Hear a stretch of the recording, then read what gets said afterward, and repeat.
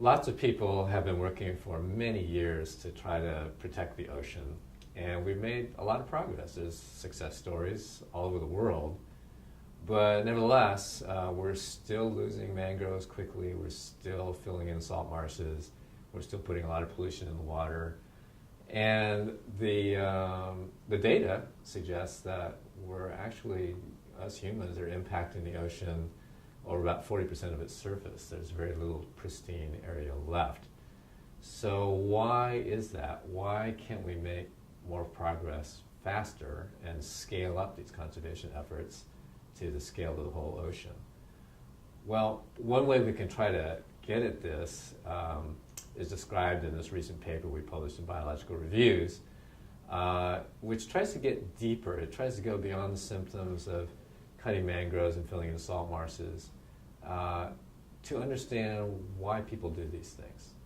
And the diagnosis that we came up with is that it's because the economic systems that we all live in, whether we're in the first world or the global south, don't value these ecosystem services. I mean, we say we like them and value them, but when the rubber hits the road, we only value certain pieces of it. Like everybody likes fish, we need it to survive in some countries, so we like to sell it in other places, and so the market puts a price on it. And there's an incentive to manage it sustainably, yet even in fisheries that's universally valued, we've managed to crash a lot of stocks. For other ecosystem services like storm surge protection, water filtration, the regulation of the climate system, etc., there is no price associated with those. They're priceless, and yet they're not valued by people or the markets that we exist in. So really the deep solution to the ongoing degradation of these coastal ecosystems is to fix the economics. And for fisheries, we've hit upon a solution over the years that works really well. It's to set a scientifically defensible catch, divide that up into shares, allocate those shares to either individuals or communities or cooperative groups or co-management entities, whatever is appropriate for that cultural and social and economic setting. And that gives people a security in how much they're going to harvest, and it prevents them from racing with each other, which results in overexploitation. This race for resource exploitation can also be solved by organizing people into entities that create social incentives to conserve these resources.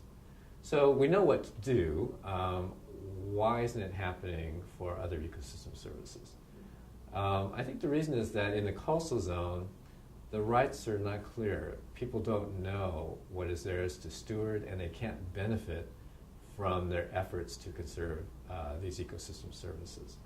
So again, the solution is to articulate new kinds of rights that extend to all these ecosystem services, not just fish or food or fiber or fuel, which are traditionally valued by markets, but try to create markets that actually value all the attributes of the system, including the ones that produce all those services, and allow folks who are acting as stewards of those ecosystems to benefit from those stewardship actions directly, economically, not just in a theoretical way.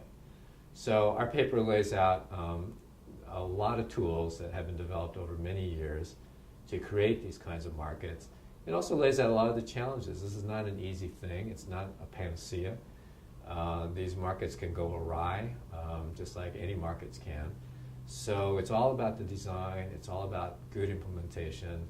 It's all about defining clearly the role of governments vis-a-vis the role of lower-level governance groups like co-management entities or co-ops, and making sure that the roles and responsibilities, in other words, the social contract that governs these rights is as clear as can be, and people are held accountable to them.